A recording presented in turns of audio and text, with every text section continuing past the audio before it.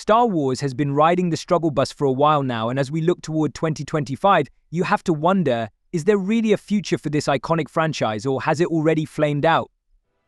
What was once the shining beacon of sci-fi, with groundbreaking storytelling and unforgettable characters, now feels like a tired cash grab, desperately trying to keep the lights on. Let's break it down, because honestly, it's a disaster. First up, The Mandalorian.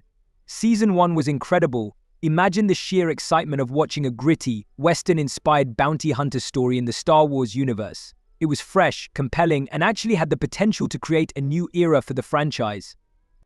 But then we got to Season 3, and it was like they just lost the plot completely. The show took the character of Mando, who was once a symbol of badassery, and turned him into a babysitter.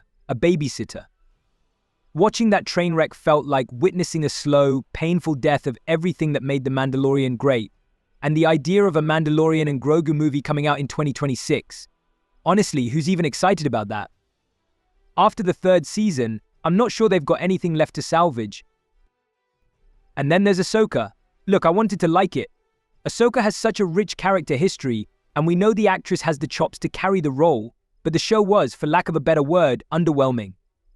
The first few episodes couldn't even spark enough interest to keep me invested. It was almost like Star Wars had forgotten how to be good TV. When you're so apathetic about a series that you can't even bring yourself to care enough to roast it, that's a problem. And considering how many people felt similarly, it's clear that not every Star Wars story is destined to be a hit. Then there's The Acolyte, which at this point is really just a joke.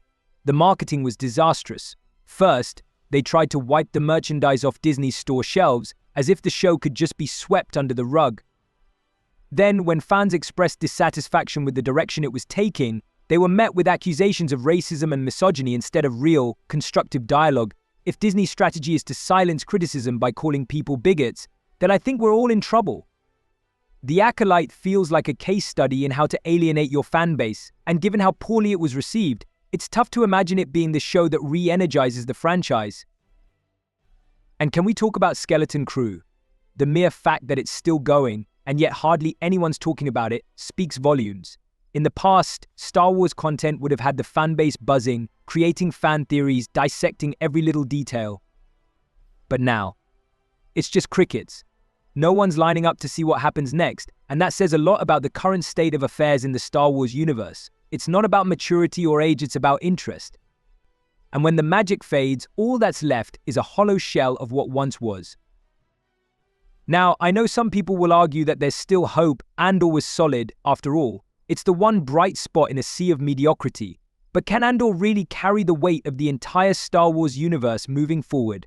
I'm skeptical. There's only so much goodwill a single series can generate before fans just stop tuning in altogether.